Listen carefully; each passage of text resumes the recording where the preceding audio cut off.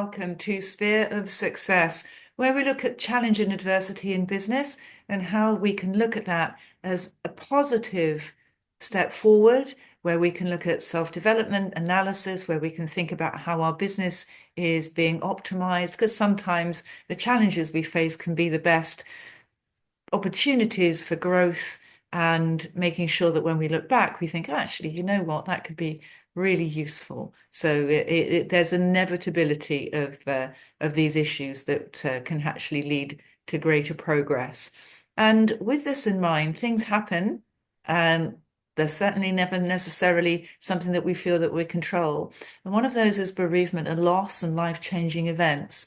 And today we have an absolutely superb guest, Celia Conrad. She is a relationship expert, highly qualified in all of her disciplines. She's a best-selling author and coach. She is a speaker. She assists businesses, CEOs, and HR managers. She also helps well-being teams within business so that they can put things in place to help employees and indeed themselves in leadership roles, things which will actually help when life's unforeseen challenges come our way and we can be left bereft, we can be in the midst of a divorce, we can have a miscarriage, whatever it might be, and that our business is taking care of us, that we know that we've got people who are there to support us in the right way. So Celia, welcome. It's wonderful to have you on the show. Thank you for having me.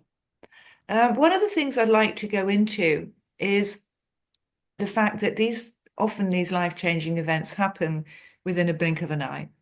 You can go going to work to one morning, get a call, and all of a sudden your family is in disarray. How can you help business be resilient and future-proof itself, knowing that that could actually set the business into turmoil? Yes, I mean, that's a very interesting question. And of course, a lot of it depends upon the size of the organization because it's very often smaller businesses that are really impacted by the loss of a key player. So if you have, say, a situation where someone is not in the office because they've suffered a bereavement or something's happened to them, then how does that organization cover that work that that person, was doing? So in a smaller organization, it can often be a mad panic as to who's actually going to do that and cover.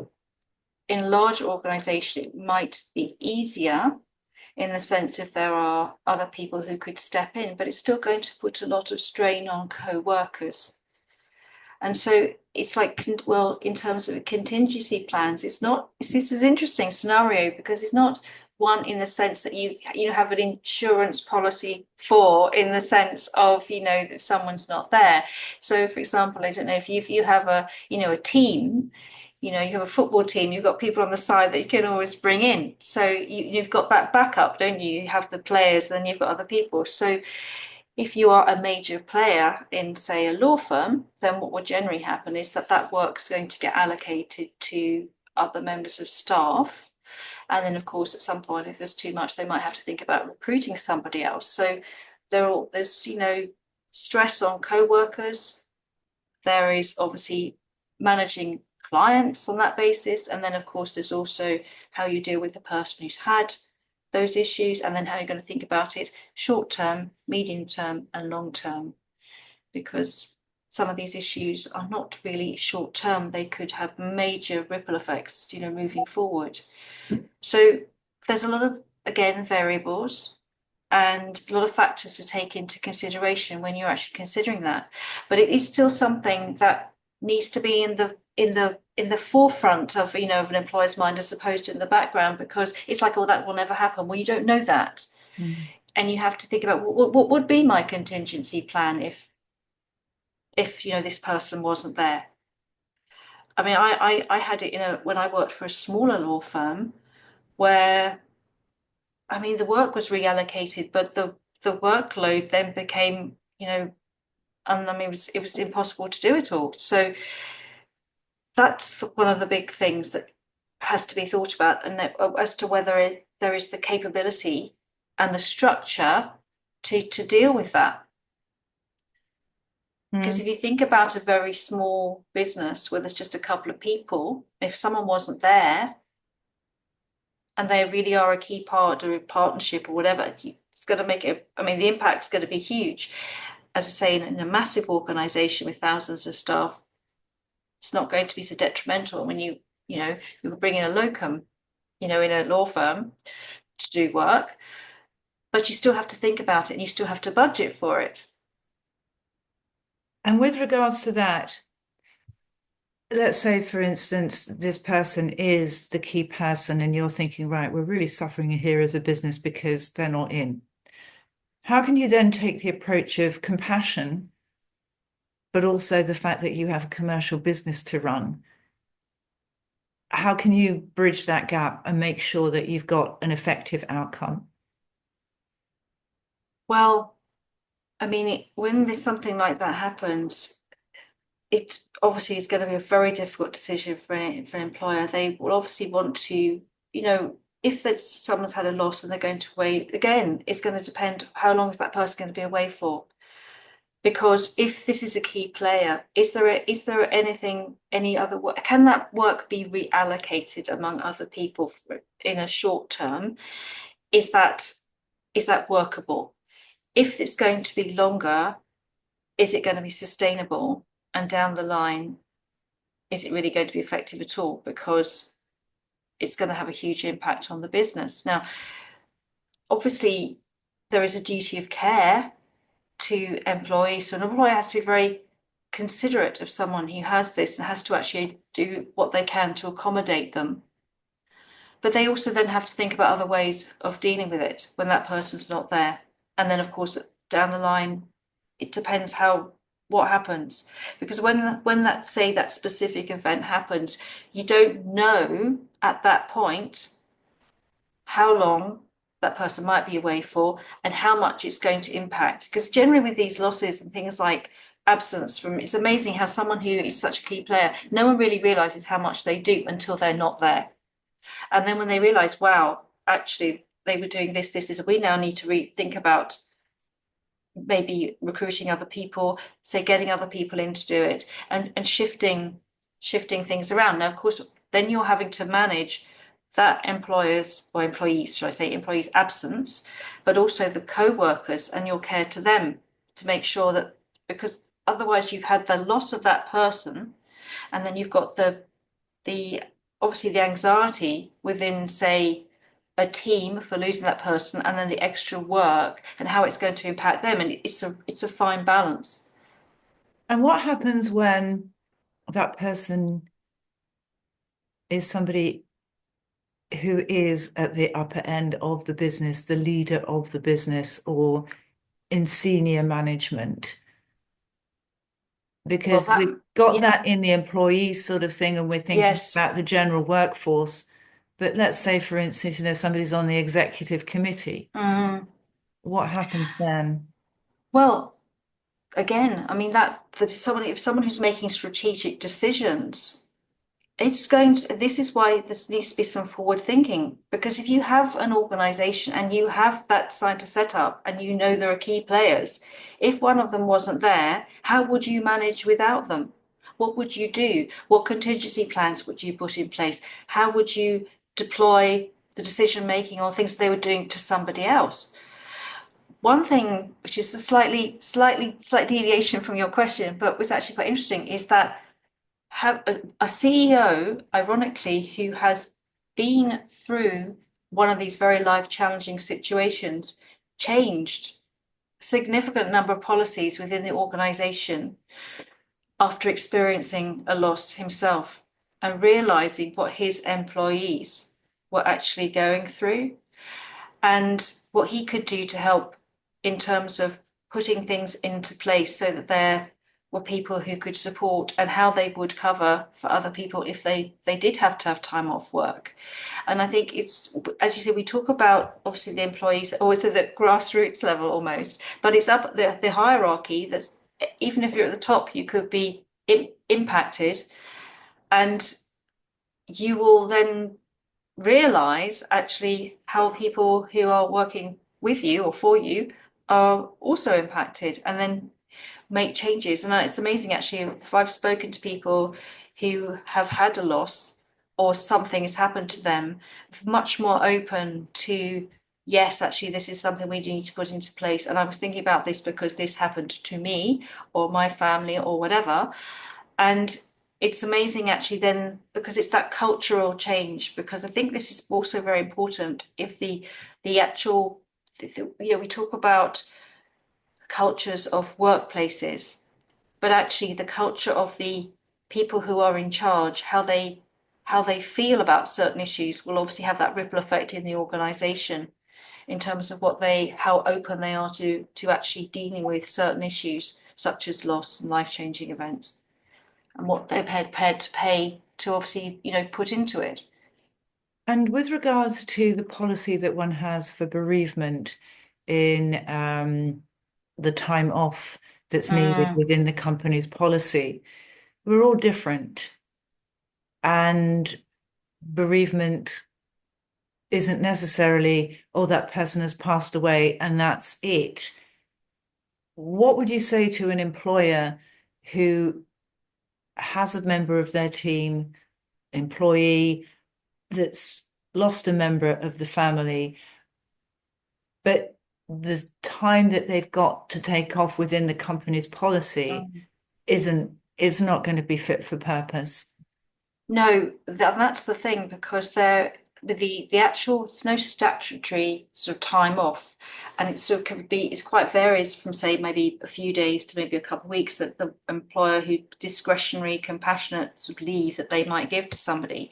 There were obviously plans to change things in the last government going through with obviously giving more time off for grief, but it is very much still discretionary. But there's still also that point that the employer has a duty of care to employees. So if you do not, so say for example somebody is struggling and they're not able to be there or they can't perform at their best because of that loss, and it's not really recognised by an employer and they don't get that care from the employer, they could then, sort of bring a case for, unfair dismissal, constructive dismissal, saying that basically it's because of these actions I had to leave and various things, or you're discriminating against me, all these various things that could happen because it's like, what is a disability? And we start getting to legal jargon. I'm not an employment lawyer, but obviously I can touch on those things. But those are all things I always say to employers, you need to think about your duty of care, but you also need to think about your legal obligations under employment law,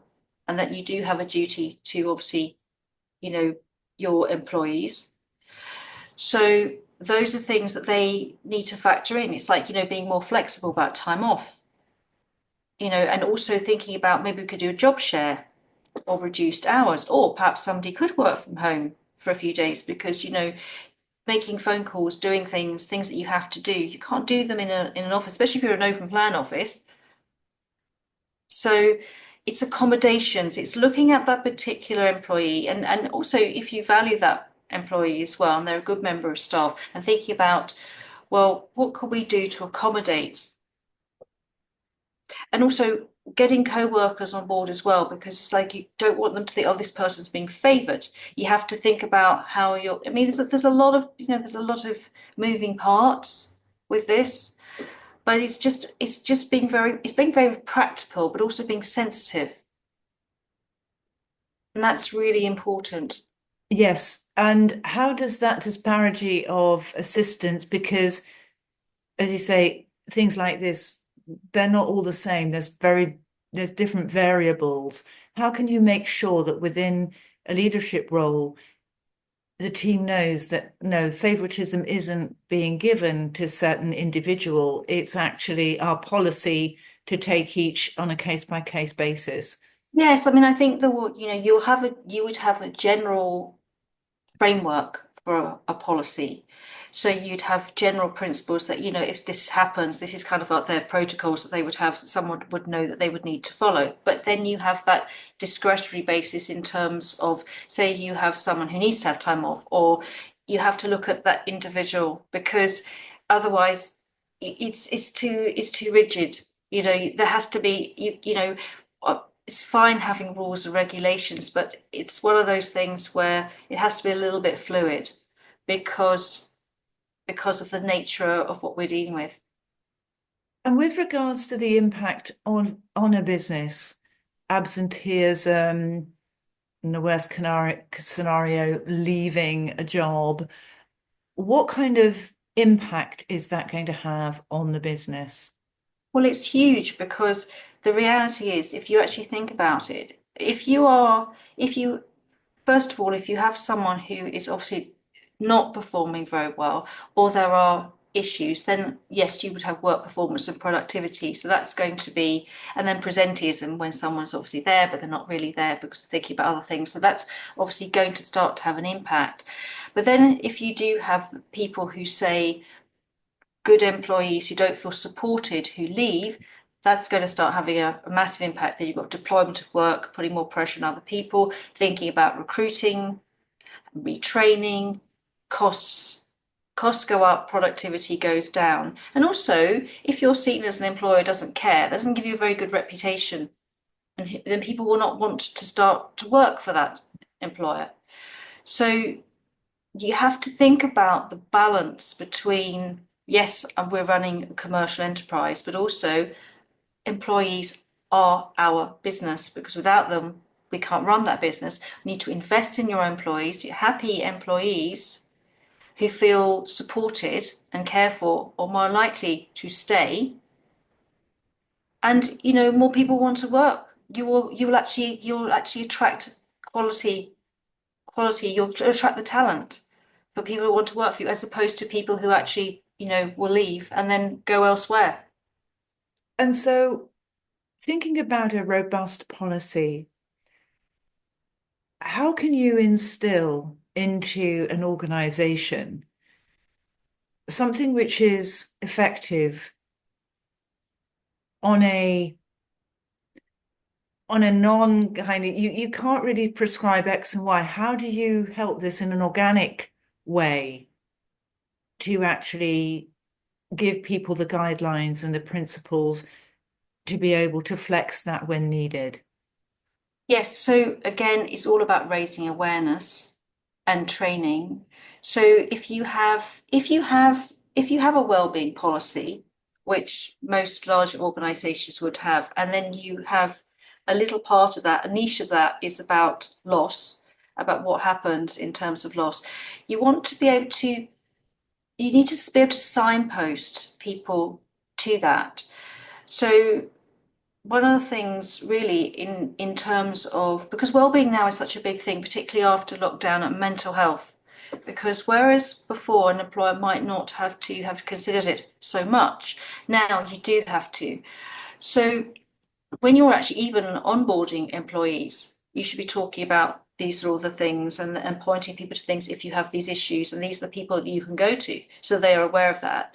You need to have it somewhere on your firm or your organization's website where people can find information and extra resources, and also people maybe they could talk to if they need to, which is very important. And also even just like doing a national, like they have national wellness and awareness weeks and all these various things, and there are some organizations which will have, literally they'll have a well-being week, and then they'll have people coming in talking about things, they get people involved, and the employees come on to the sessions and hear things, so that they kind of have that support to show that they know what to do or who to go to if something like this happened for them. Because that's the thing, because a lot of it is like, well, who do I tell? Oh, they're my employer, doesn't care. They're not my friend, they're just my employer, so they're not going to help me, they don't care. So they need to know that there's actually someone, or they're worried about losing their job if they say. Mm. So they need to know there's some support there, that they can actually go to somebody and talk about it, and they can be signposted, because signposting is also very important, because you might not have if you're a small organization, you're not going to have, and if you're a very big organization, you probably have got the big HR, and you may have a well-being officer in there, and you'll have someone who understands about the policies and protocols, and you can talk to them, and they'll know. In a smaller organization, they may not have that because they don't have that capacity to do that. But then you want to be able to signpost people, even to external, supporters or suppliers, so that you know that your employees have someone they can actually go to, so that you can actually be covered for that. So you've obviously considered that might happen, and they might need that support. And it's very specific support, because I want to talk about EAPs here, because you have obviously organizations which have those external providers as part of employee package, but often it's very generic as opposed to specific in terms of the loss element, where people want to speak to someone who really doesn't understand about grief or divorce or any other life transitions like me. But basically, that's the reality. Well, that's the thing, isn't it? A lot of employees, and I'd like you to now delve into the point of the employee's perspective, is one, you don't want to burden people. And secondly, you don't want to be coming across as somebody that is falling apart No, and or that you feel yes, ashamed.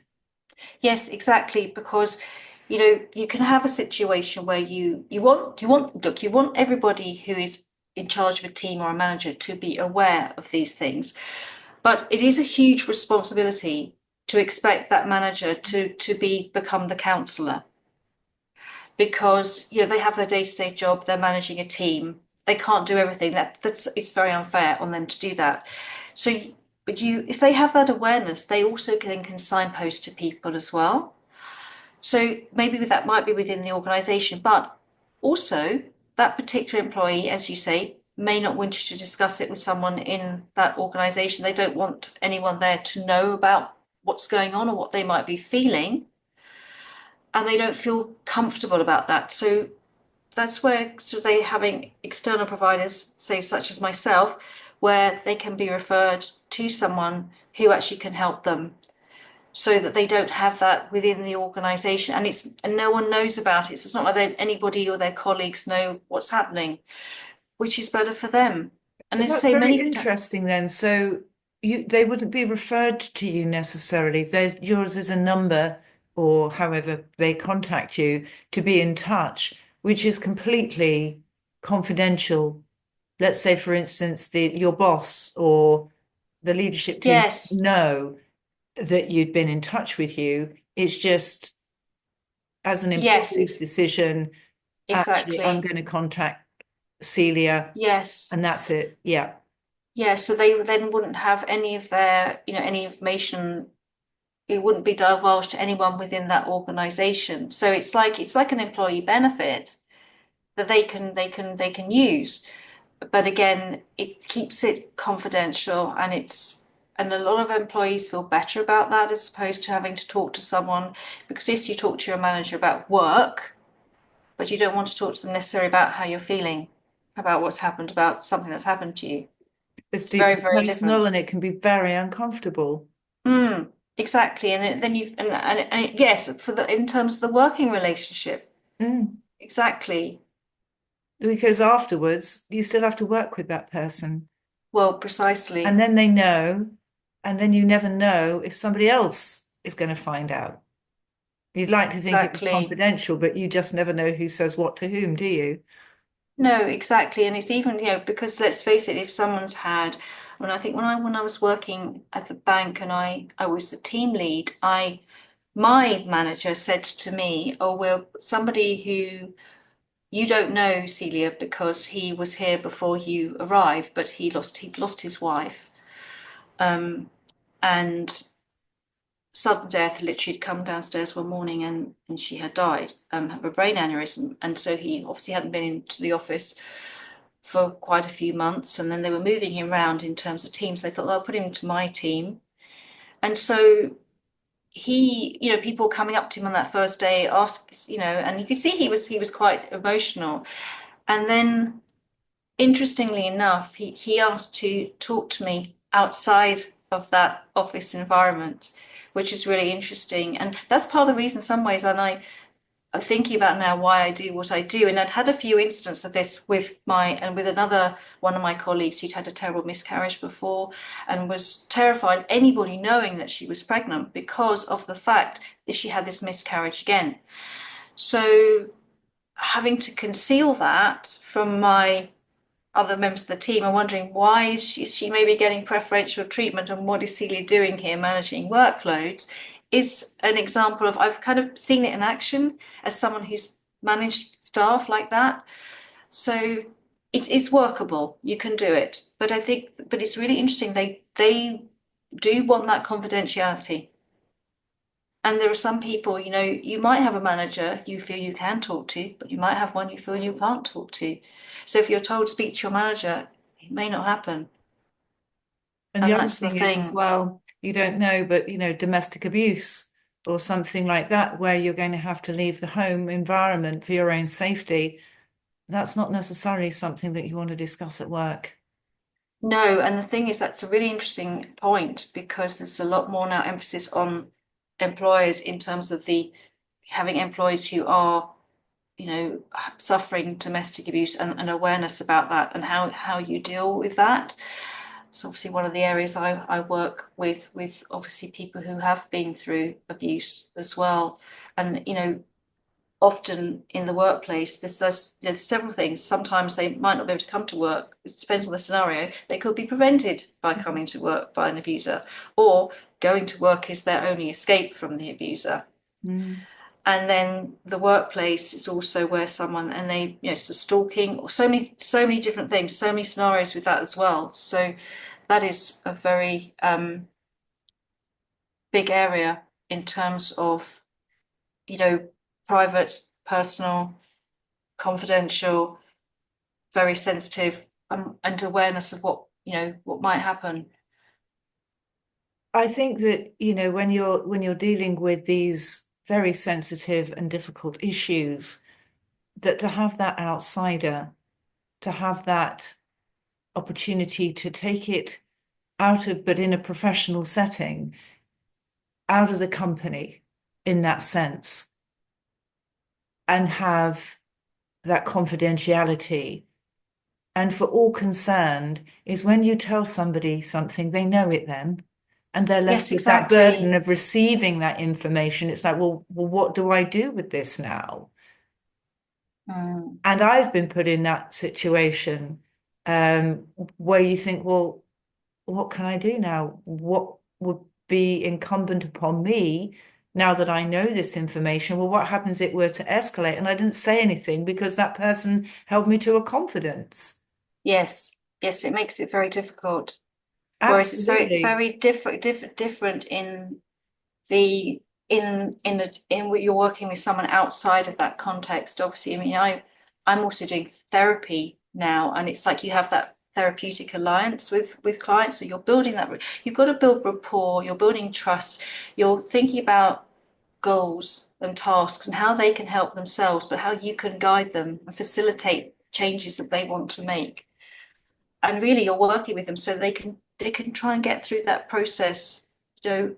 And I'm not saying as quickly as possible, but particularly with grief, because there is no timeline, but it's so they can manage it.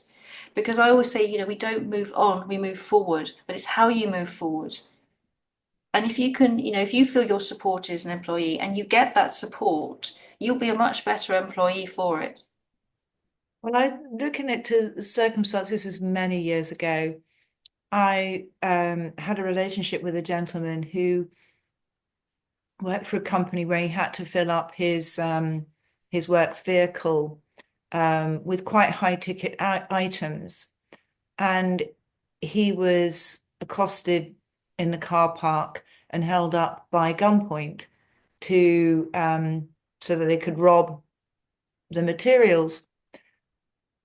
Well, that in a sense wasn't anything to do with me, but he rang me from the police station saying what had happened.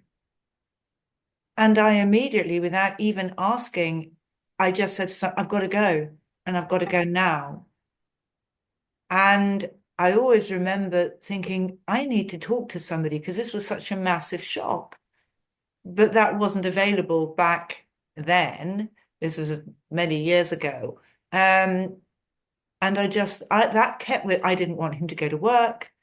I didn't want him to drive around in that vehicle because I thought, well, if it's happened once, they'll know that it's an easy target because they got away with the goods. And I think oddly enough, it affected me more than it did Yes. him because he worked through it and he was, it was fine. I'm not saying it wasn't awful, but it was the fact that he'd given me this knowledge and there wasn't anything I could do with it. No.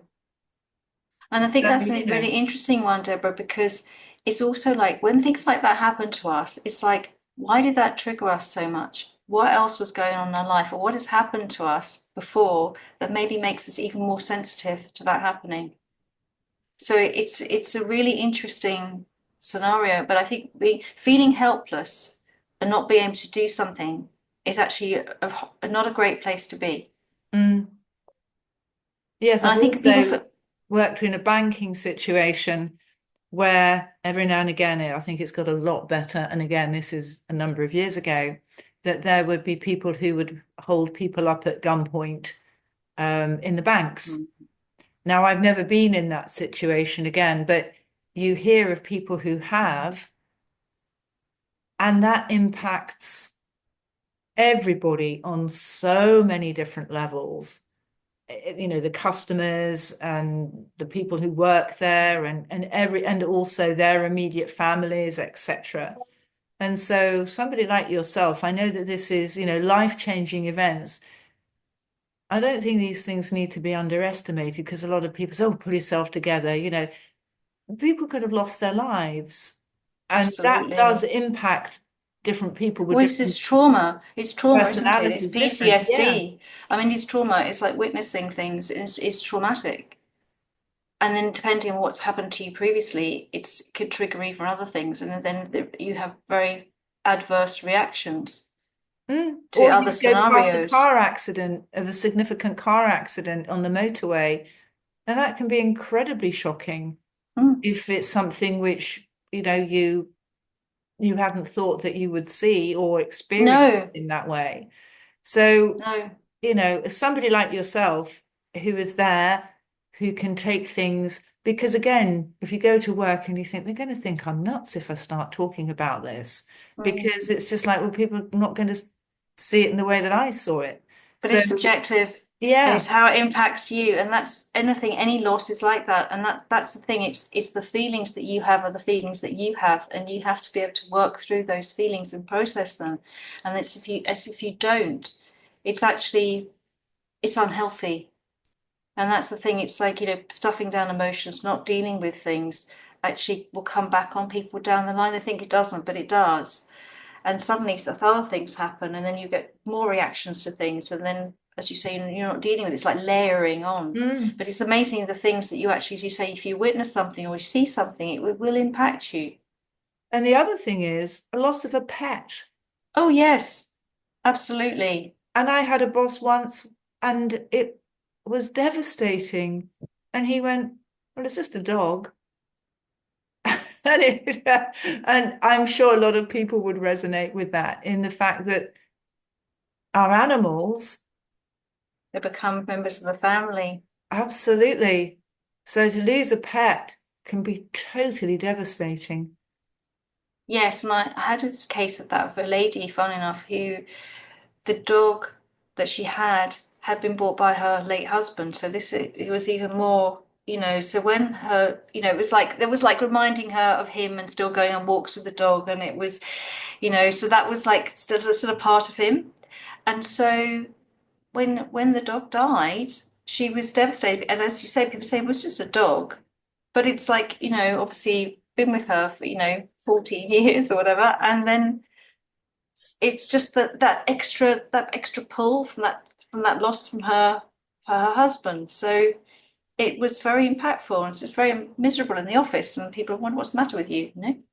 And so having this yourself, somebody like yourself in the business, to be able to assist with the policy and the gaps in the policy, helping to actually think about, how you're actually maybe fielding communications from people who need your help, etc. What are the benefits of doing this over the long term for your employees? Well, you will have a happier and more productive workforce if they feel supported. I mean, you might think, oh, well, how many instances of loss are we going to have to deal with in our time? Well, you will have, because it's not, we know, so because it's not just about, obviously grief and loss covers so many different things, and we've talked about life transitions. And of course you will, yes. I mean, for if it comes down to finance, the bottom line and budgets, well, you'll have, because they're more productive and they're not going to be absent, and you won't have to keep recruiting people and you won't have to keep replacing lost staff. That's going to make a huge difference. And if you have consistency as well with the employees, and you don't lose particularly people who've been trained up and are very skilled, then you can imagine that you're going to have a much more effective, thriving business than you would do if you keep people dropping out all the time. So, and I think it's all about, it's I would say, from a sort of like a well-being perspective, to actually have a happier, healthier workforce generally. I mean, that cannot be a downside, it has to be an upside, right? So, we spend a lot of our time at work. And do you want miserable staff or do you want happy staff? Well, thank you. I Yeah. think that's a great place to end on. And Celia, how can people get hold of you? Well, you can find me through my website, which is yourrelationshipguru.com. You can also find me on LinkedIn. Wonderful. And everybody listening, if you are going through a situation such as this, perhaps you are an employer who's finding it very difficult to cope because somebody has just suffered something which you hadn't expected, and business is really finding it tough to deal with, or in your employee and you need somebody to talk to, be in touch with Celia, because she can be a great first step for you. Until next time, thank you so much. It's always a pleasure to have you with us, and see you all again very soon. Bye bye now.